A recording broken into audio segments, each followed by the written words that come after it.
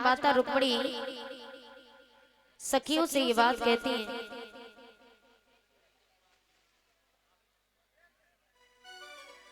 तो जिस समय सखियों से कहा, सखियां कहने लगी कि बहन हमें तो लगता है कि तुम्हें श्याम से प्रेम हो गया है, क्योंकि ऐसा हाल तभी होता है। तो गोपियां इतनी बात कह के वहां से चली जाती।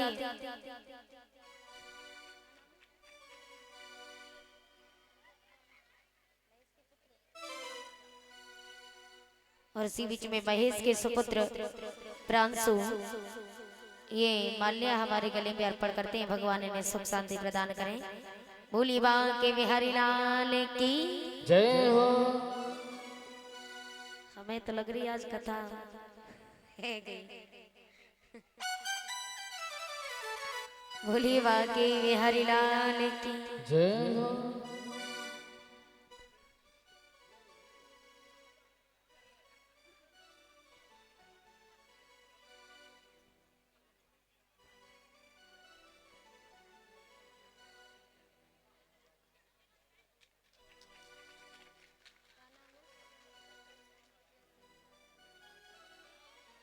और इसी बीच में विद्याराम की नातिन दुर्गा माल्या डाल करके सम्मान करती हैं। भगवान इन्हें खुश रखें। भोली बांके बिहारी लाल की। और 100 रुपए मुकेश कैला मऊ।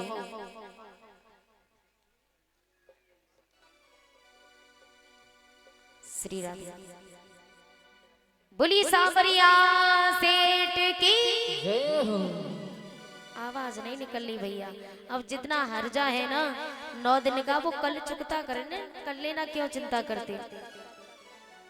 जितना हो सके कर लेना, लेकिन आज बोलो। बोली बांके बिहारी लाल की।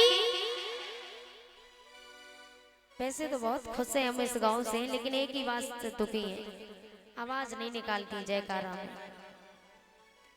बोली सांवरिया सरकार की।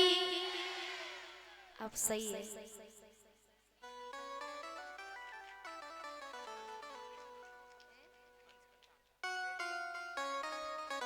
और ये माल्या अंश प्रताप बैजुआ के रहने वाले माल्या डाल करके सम्मान कर रहे हैं। भगवान इन्हें खुश रखे।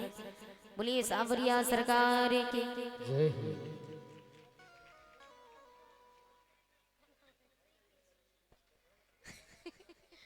इसी बीच में रितेश बाबू माल्या डाल करके सम्मान करने। लला इतनी जल्दी वैसे काहे की।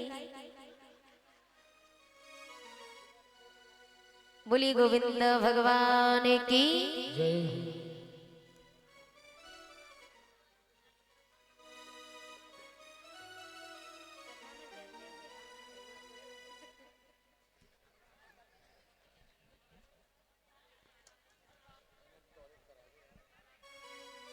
रात में नहीं जाएंगे, आज कथा ब्राह्मण लगा के जाएंगे भैया। कथा है दूसरी जगह। 8 से तो एक दिन घर पे रहने दोगे कि नहीं। वैसे तो पूरा 1-1.5 महीना होने जा रहा है। अभी तो परेशानी थी इसलिए पास में और था, इसलिए घर पे 2-3 दिन घूम लिए, वरना 1-1.5 महीना हो गया घर देखा ही नहीं। तो एक दिन मिल जाएगा घर रहने का। बोलिए बांके बिहारी लाल की सांवरिया सरकार की। आज भगवान श्याम सुंदर का सपना रुक्मिणी जी देखती है। सपना टूटा तो गोपियों को बताया। धीरे धीरे समय व्यतीत होता गया। रुक्मिणी की मैया का नाम था शुद्धमती। तो रुक्मिणी की माँ शुद्धमती कहने लगी कि मैया, जो माँ होती है ना, तो माँ को ख्याल होता अपनी बेटी का।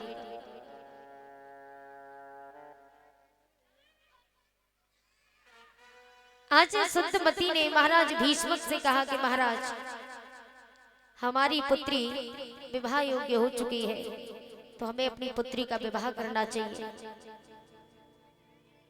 इसलिए आप यदि अपनी पुत्री के योग्य कोई वर हो तो वर ढूंढिए, क्योंकि हमें अपनी पुत्री का विवाह करना है। तो तो महाराज भीष्मक ने दरबार में जाकर के पूछा कि कोई हो तो बताएं।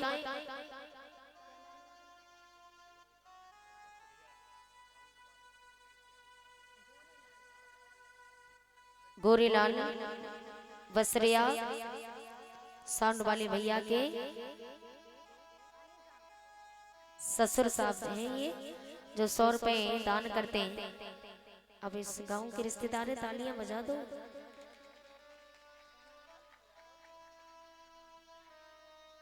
और ये गोरेलाल की धर्मपत्नी है, ये 100 रुपए देकर के सम्मान कर रही है। भगवान इन्हें खुश रखे।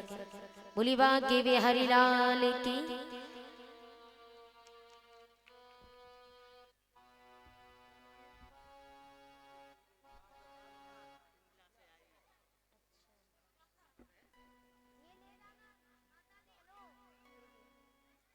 ये दीपक की माता जी टूंडला से आई हैं, पुष्पों की माल्या से सम्मान करती हैं और 51 रुपए दान कर रही हैं। भगवान इन्हें खुश रखे। बोली गोविंद भगवान की जय जय श्री राधे श्याम। व्यास नंदन श्री सुखदेव जी कहते हैं, राजन परीक्षित, आज रुक्मिणी जिस समय जाती है, रुक्मिणी को धीरे धीरे भगवान से प्रेम होता जाता है, जबकि कभी देखा नहीं है। तो सुतमती के कहने से महाराज भीष्मक ने दरबार में चर्चा भी चलाई। बारी बारी से राजाओं के नाम बताने लगे। एक मंत्री ने कहा, महाराज द्वारकाधीश भगवान श्री कृष्ण कैसे रहेंगे? बोली ये बात तो तुमने हमारे मन की कह दी। आज महाराज भीष्मक अपनी पुत्री के विवाह की तैयारी में लगे हैं, तो ये बात रुकुम को मालूम पड़ी। तो रुकुम ने कहा कि पिताजी किसके विवाह की तैयारी चल रही है? बोले ये तैयारियां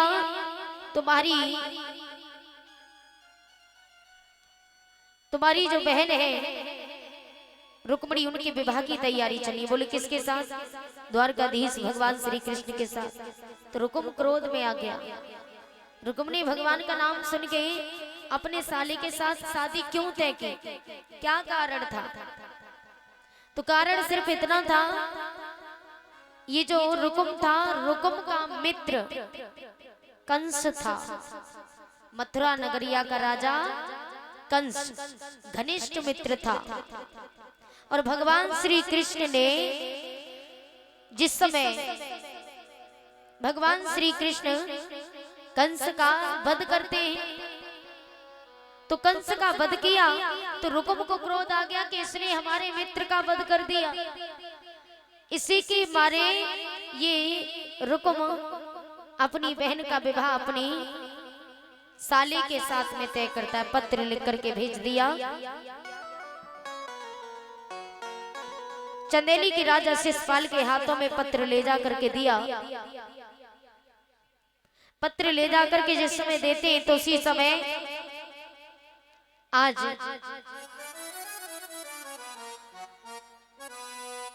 द्वारकाधीश भगवान श्री कृष्ण से रुक्मिणी प्रेम करती थी, और इधर शिशपाल